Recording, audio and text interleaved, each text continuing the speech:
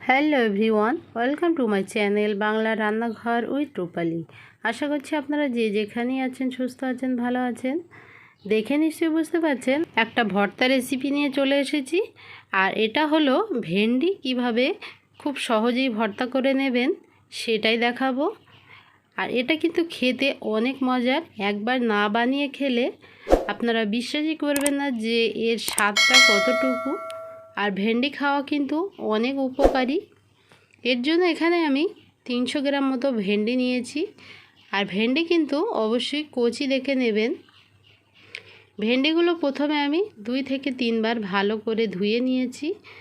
এরপর ভেন্ডিগুলো যেহেতু একটু বড় বড় সাইজের, তাই আমি 2 টুকরো করে নেব। এতে করে ভর্তাটা বানাতে খুবই সুবিধা হবে। যদি ছোট ছোট ভেন্ডি হয় তাহলে 2 টুকরো করার দরকার নেই, শুধু মাথার এবং পিছনের অংশটা ফেলে সিদ্ধ করে নিলেই কিন্তু হয়ে যাবে। যেহেতু আমার ভেন্ডিগুলো একটু বড় বড়, তাই 2 টুকরো করে নিচ্ছি। সবগুলো ভেন্ডি আমি একইভাবে 2 টুকরো করে নেওয়ার পর ফিরে আসছি। তো একইভাবে 2 টুকরো করে নিয়েছি।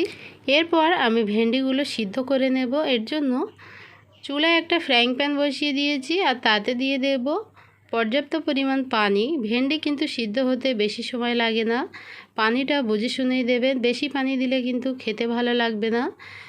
সামান্য অল্প একটু লবণ দিয়েছি। আর পানিটা যখন ফুটে উঠবে তখন সেই আগে থেকে কেটে রাখা ভেন্ডিগুলো দিয়ে লবণ পানির সঙ্গে ভালোভাবে মিশিয়ে নেব। এক্ষেত্রে চুলার জালটা হাইতে আছে। এরপর যখন মেশানো হয়ে যাবে তখন ঢাকনা দিয়ে চুলার জাল একদম লো ফ্লেমে রেখে, মানে সব থেকে কমিয়ে রেখে রান্না করে নিলেই কিন্তু হয়ে যাবে।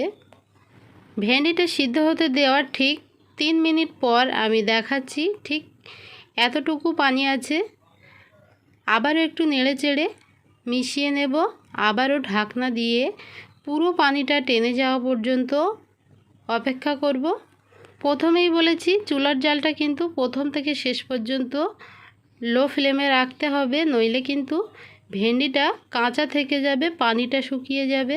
ভেন্ডির পানিটা যখন পুরোপুরি শুকিয়ে যাবে তখন চুলাটা বন্ধ করে ভেন্ডিগুলো সম্পূর্ণ ঠান্ডা করে নেব।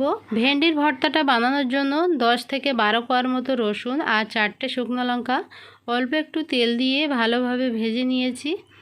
এখান থেকে আমি 2টো শুকনো লঙ্কা তুলে রাখছি, যেহেতু আমি এই ভেন্ডি ভর্তাতে কাঁচা লঙ্কা ব্যবহার করব। আর কাঁচা লঙ্কা ব্যবহার করার পরে যদি মনে হয় ঝালটা একটু কম হয়েছে, পরে আবারও শুকনো লঙ্কাগুলো দিয়ে দেব। অল্প একটু লবণ দিয়ে ভালোভাবে রসুনের কোয়া এবং শুকনো লঙ্কাটা প্রথমে মেখে নেব। হাত দিয়ে ভালোভাবে ডলে ডলে রসুন এবং শুকনো লঙ্কাটা মিশিয়ে নিতে হবে। এ পর্যায়ে দিয়ে দেব একটা বড় সাইজের কাঁচা লঙ্কা। এটাতে কিন্তু ভীষণই ঝাল, তো আমার কাছে মনে হলো আর মনে হয় ঝালটা দিতে হবে না। যদি আপনারা বেশি ঝাল খেতে পছন্দ করেন ঝালটা একটু কমিয়ে বা বাড়িয়ে নেবেন। যখন ঝাল আর রসুনটা খুব সুন্দরভাবে মেশানো হয়ে গেছে, এ পর্যায়ে একটা বড় সাইজের পেঁয়াজ কুচি কুচি করে কেটে দিয়ে দিলাম। এবং যেহেতু ভর্তা বানাচ্ছি তাই সরিষার তেল তো অবশ্যই লাগবে। বেশ কিছুটা সরিষার তেল দিয়ে সব কিছু খুব ভালোভাবে মিশিয়ে নিচ্ছি। এরপর আগে থেকে যে ভেন্ডিগুলো সিদ্ধ করে ঠান্ডা করে রেখেছিলাম সেগুলো দিয়ে দেব। দেখতে পাচ্ছেন ভেন্ডির কালারটা কিন্তু একদমই নষ্ট হয়নি। অল্প পানি দিয়ে সিদ্ধ করার কারণে এটাই হয়েছে। আপনারা যদি বেশি পানি দিয়ে সিদ্ধ করেন তাহলে ভেন্ডির কালারটা চেঞ্জ হয়ে যাবে, আর সেক্ষেত্রে খেতেও কিন্তু ভালো লাগবে না। ভেন্ডিগুলো দিয়ে হাত দিয়ে একটু ছাড়িয়ে ছাড়িয়ে নেব। খুব সহজেই কিন্তু ভেন্ডি ভর্তাটা হয়ে গেল। দুপুরে ভাতের সঙ্গে যদি আপনার এই রকম ভেন্ডি ভর্তা থাকে আর কিছুই কিন্তু লাগবে না, অবশ্যই কিন্তু আপনারা একবার এইভাবে বাড়িতে ট্রাই করবেন। এটা খেতে যে কতটা মজার একবার বাড়িতে বানিয়ে না খেলে বুঝতেই পারবেন না। আজকের এই ভেন্ডি ভর্তা রেসিপি যদি ভালো লাগে একটা লাইক দিয়ে চ্যানেলটা সাবস্ক্রাইব করে নিয়মিত পাশে থাকবেন। আমার ফেসবুক পেজটা ফলো করতে কিন্তু একদমই ভুলবেন না। দেখা হচ্ছে আবারও নতুন কোনো রেসিপির সঙ্গে। সে পর্যন্ত সবাই খুব ভালো থাকবেন। আল্লাহ হাফেজ।